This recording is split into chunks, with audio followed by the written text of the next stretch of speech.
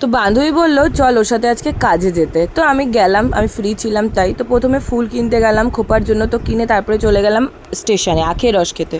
তো আখের রসটা নিয়ে আমি খেতে শুরু করলাম, আর ওকে বললাম চল তুইও একটু খেয়ে দেখ, কিন্তু বলে না কুত্তার পেটে ঘি হজম হয় না, তো ওর ব্যাপারটা হলো সেটা, ওর ভালো লাগে। তো তারপর আমরা ট্রেনে উঠে গেলাম, ট্রেনে উঠে গিয়ে কিছুক্ষণ পর বসতেও পড়ে পেয়েছি। তারপরে বামনগাছিতে নেমে গেছে, কারণ ওর কাজটা ছিল বামনগাছিতে। তো যাবার পরে দেখো কত প্রোডাক্ট ও নামাচ্ছে, আমি তো এদিকে বসে আছি, কারণ আমি তো এগুলো কিছুই বুঝি না, আমি দেখছিলাম জাস্ট নর্মালি। আর এদিকে ওই দিদিটাকেও সাজানো শুরু করে দিয়েছে। তো দেখতে দেখতে দেখো কি সুন্দর সাজিয়ে দিয়েছে দিদিটাকে। সাজানো হয়ে যাওয়ার পর দুই বান্ধবী হাত ধরে চলে আসলাম মসলান্দপুরে। এসে তো ইনি হাজির, ইনি তো পুরো রেগে ফায়ার, কারণ ওকে নিয়ে যাওয়া হয়নি তার জন্য। তো আমরা তারপরে রিয়ার দোকানে গেলাম, তো ওখান থেকে চলে গেলাম কাকুর দোকানে। মেনলি কাকুর দোকানে হালকাতা ছিল, তো আমি গেছিলাম। তো যাওয়ার সঙ্গে সঙ্গে আমরা আইসক্রিম খেয়ে নিলাম।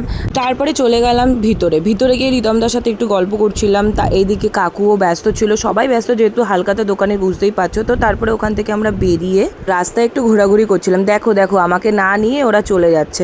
তো যেতে যেতে চলে গেলাম আমরা একটু ক্যাফেতে গিয়ে আমি আমার বান্ধবী মিলে একটু চা খেলাম। তখন রিয়া ছিল না, রিয়া অন্য একটা কাজ করছিল। ক্যাফে থেকে বেরোনোর পর রাস্তায় দেখি এগুলোর ডান্স হচ্ছে। তো এটা ছিল কোনো একটা ঠাকুরের ভাসান, তো আমরা সেটা দেখতে বসে গেলাম। তো দেখে পেকে আমরা আসছি।